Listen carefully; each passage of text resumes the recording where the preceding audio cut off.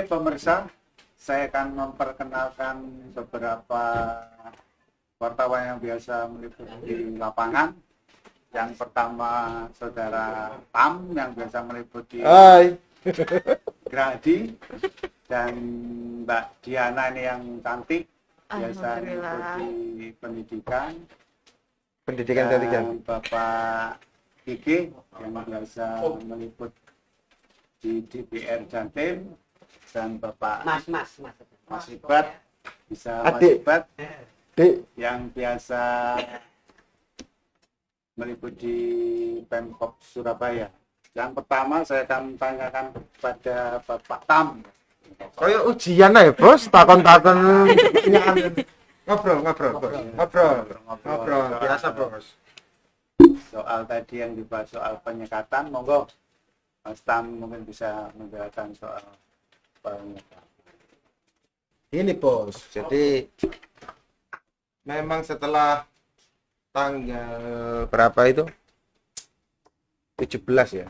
Setelah kita lebaran, 6 masuk sampai lebaran 17. aktif kembali itu tanggal 17 Mei. Agak lupa lebaran soalnya Sentek duit. iya, tadi sanggulnya titik. Jadi setelah lebaran tanggal 17 itu kan selesai masa penyekatan. Tanggal 6 sebelum lebaran sampai tanggal 17 Diperpanjang. tidak boleh mudik, disekat total. Transportasi publik hanya boleh berjalan sekitar 40% waktu itu, dan itu pun hanya untuk orang-orang yang dalam keadaan mendesak melakukan perjalanan selama tanggal 6 sampai 17, sehingga pelarangan mudik itu benar-benar berjalan begitu. Tapi setelah tanggal 17, tanggal 18 itu pengetatan dilakukan kembali. Istilahnya bukan penyekatan tapi pengetatan. Itu sesuai dengan adendum Satgas Covid nomor 13 tahun 2021 yang mengatur terkait mobilisasi masyarakat pada tanggal 18 sampai tanggal 24 Mei. Ini diberlakukan kembali pengetatan. Makanya kalau kemudian kita jalan-jalan di Bundaran Waru itu sekarang, itu kenapa banyak lagi petugas aparat kepolisian, Satpol PP, Dinas Perhubungan melakukan screening pengendara dari plat-plat luar daerah. Itu salah satu dari implementasi pengetatan sesuai dengan adendum nomor 13 tahun 2021 itu. Tapi memang ada hal yang menarik gini, bos. Ketika tanggal 6 sampai tanggal 17 itu dilakukan penyekatan. Di beberapa daerah itu kan muncul kemudian yang berusaha untuk membobol mudik. Sampai kemudian yang termasuk di Madura itu ada aja, yang arah ke Madura itu ada aja modusnya untuk bisa pulang ke bisa melakukan perjalanan ke Madura. Jadi karena memang kita melihat justru tidak terlalu banyak petugas yang bahkan pada jam-jam tertentu di titik-titik penyekatan itu kosong, tidak ada petugasnya. Sehingga karena ini sudah selesai kita boleh bicara, kemarin nggak boleh. Jadi arus lalu lintas, arus mobilisasi masyarakat sebagian itu memang agak longgar. Tapi dalam beberapa waktu terakhir ini, di pengetatan ini, ketika saya coba memantau di lapangan, memang justru lebih ketat. Bahkan tadi malam saya masuk pulang dari pintu tol Sidoarjo, keluar pintu tol Sidoarjo sekitar pukul 23.00 itu masih ada petugas yang melakukan screening. Jadi memang agak ketat. Oke, itu mungkin penjelasan detailnya di lapangan. Saya akan coba pertanyakan sama Mas Ibat katanya. Ini yang menarik di Surabaya ini lagi banyak dipertanyakan soal wali kota yang ngantor di kelurahan. Bisa dijelaskan detailnya gimana itu? Ini sebelum sedikit menjelaskan soal wali kota yang ngantor di kelurahan, sejak gubernur melantik 19 kepala 19 kepala daerah ya. Oh ya. Itu di akhir Februari lalu, dari semua kepala daerah yang baru itu, menurut saya dari yang saya baca di Harian Birawa yang punya segmentasi birokrasi, yang paling inovatif ya wali kota. Bukan berarti saya yang ngepost di situ saya mau memuji-muji beliau, bukan. Tapi dari berita yang saya baca itu yang banyak inovasinya. Jadi benar ya pilihannya Bu Risma itu. Itu politik saya yang jawab. Itu urusan politik. Tapi Biasa Cak, capek Cak. apa namanya? Inovasinya paling banyak daripada wali kota kepala daerah yang lain. Oh. Ada beberapa inovasinya yang itu yang paling baru itu mendekatkan pelayanan publik ke kecamatan bahkan hingga ke kelurahan.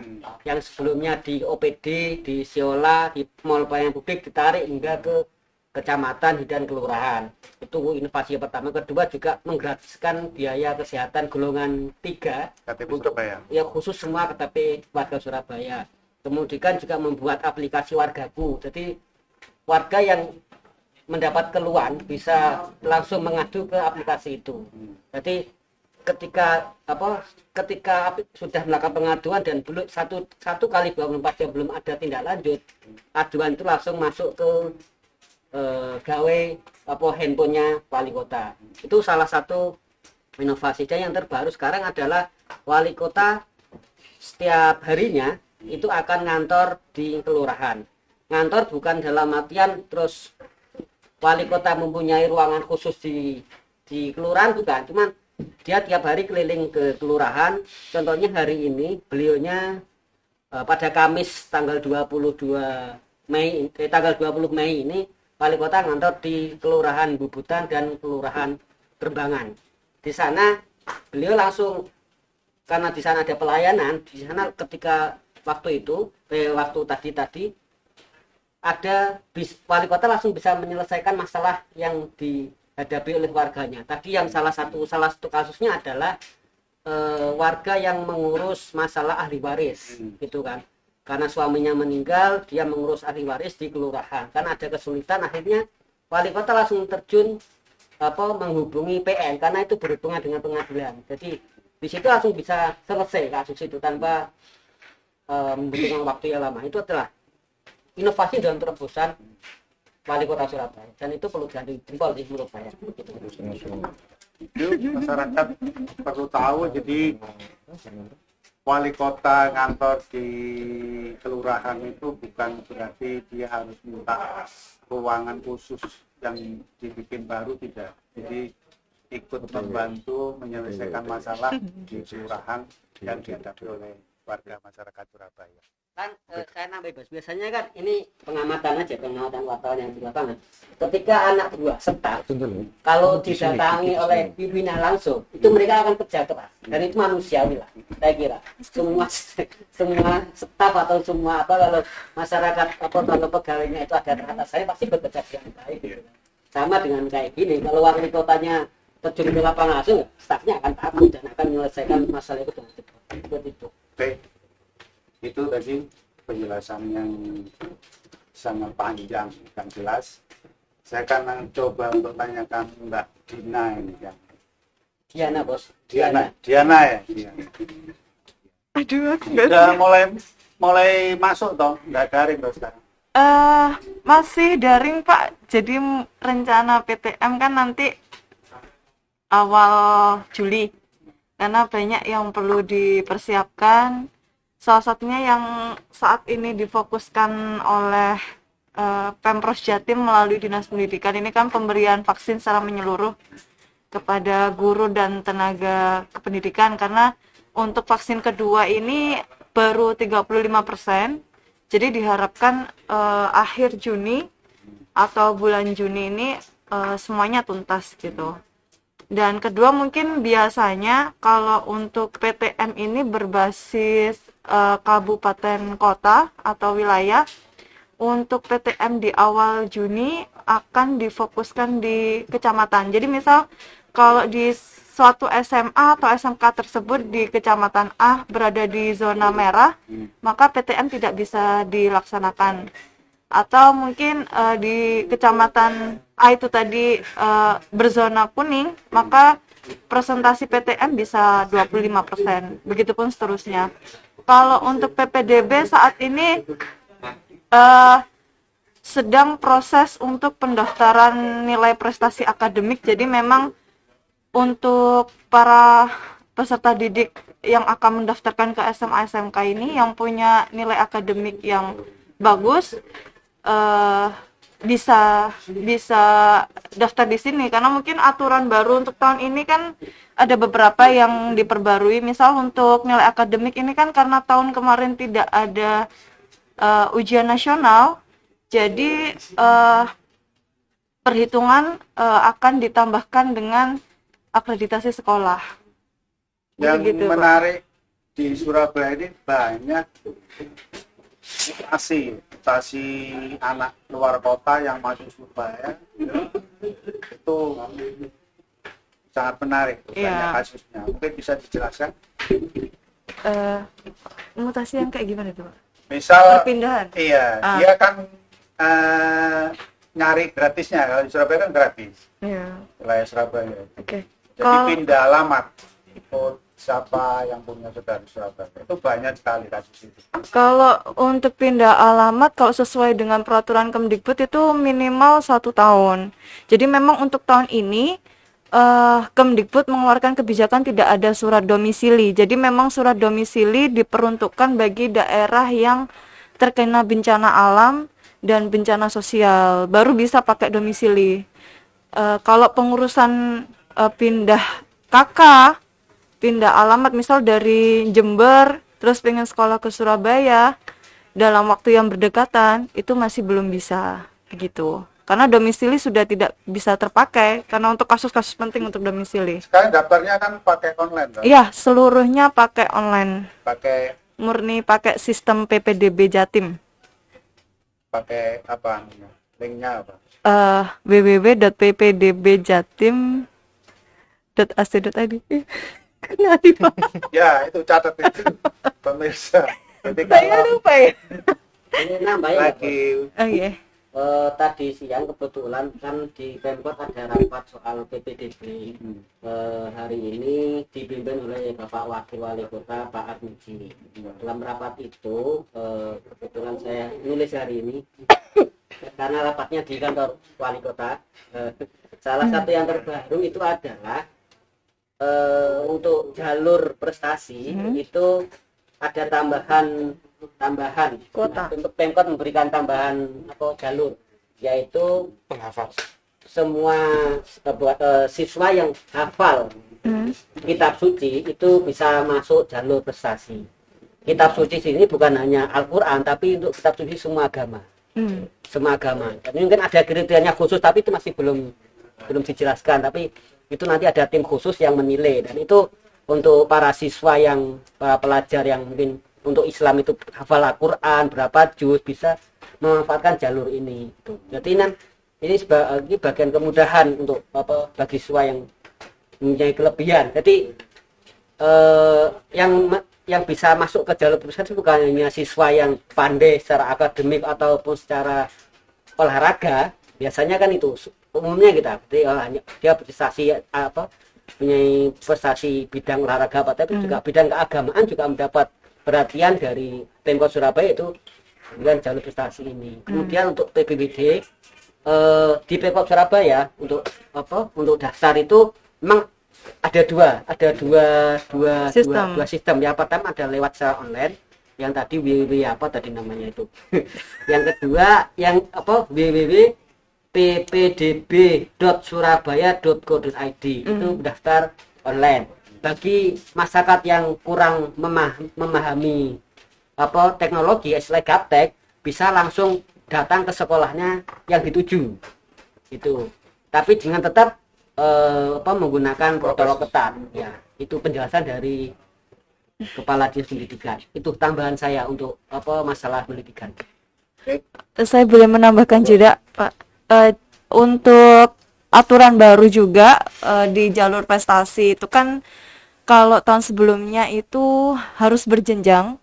Di pendaftaran untuk SMA SMK untuk tahun ini itu seluruh prestasi perlombaan semuanya diakomodir. Jadi nggak harus berjenjang di apa namanya lomba untuk dari kelembagaan pun sekarang udah diakui dengan poin yang sudah di diperhitungkan oleh Dinas Pendidikan begitu. Oke, kita tidak terlalu lama-lama. Mungkin tadi banyak liputan yang pendidikan sama pemerintahan. Sekarang kan coba untuk tanyakan yang biasa ngepost di DPR Jawa Timur. Yang sekarang lagi ramai soal pemilihan ketua Demokrat Jawa Timur. DPD Jawa Timur. DPD Jawa Timur. Monggo Mas Kiki mungkin bisa jelaskan soal Demokrat. Sebenarnya isu politik khususnya di partai politik di Jawa Timur memang saat ini sudah masuk ke musmil musda kan. Artinya ada regenerasi pimpinan partai yang ada di Jawa Timur. Termasuk Gerindra yang nanti akan dilaksanakan mungkin setelah bulan Mei, bulan Juni, awal-awal Juni, dan P3 juga akan menggelar juga. Beberapa nama pun juga banyak yang muncul. Kenapa saya angkat yang Demokrat? Karena memang Demokrat di Jawa Timur sangat berpengaruh juga untuk sistem pemerintahan di Jawa Timur juga. Apalagi isu yang kemarin sempat lagi ramai, sempat digoyang sama KSP Pak Muldoko itu kan menjadi apa ya, bulan-bulanan juga. Artinya Demokrat mengambil peran itu. Ada dua nama yang muncul di pimpinan calon pemimpin Demokrat itu, yaitu wakil yang sekarang ini masih menjabat di wakil gubernur Pak Emil Dardak, sama yang sekarang jabat sekretaris DPD Demokrat juga akan mencalonkan Mas Bayu Erlangga. Keduanya memang sangat berkompeten untuk memimpin Demokrat Jawa Timur. Tapi banyak isu-isu yang di luar seliweran itu kan memang banyak yang bilang kalau Pak Emil diminta untuk fokus menjadi wakil gubernur Jawa Timur. Dan di sisi lain Mas Bayu juga menantu Pak Dekarwo yang mantan ketua DPD Demokrat Jatim sebelumnya itu juga banyak dukungan dari DPC se-Kabupaten Jawa Timur. Cuman tidak semuanya DPC berani angkat bicara terkait dukungan yang secara terang-terangan kepada Mas Bayu. Jadi gerakan-gerakan turba ya mungkin baik itu dari Pak Emil atau Mas Bayu juga sama-sama melakukan gerakan-gerakan yang meraih dukungan itu, karena syaratnya memang dari suara itu adanya di DPC.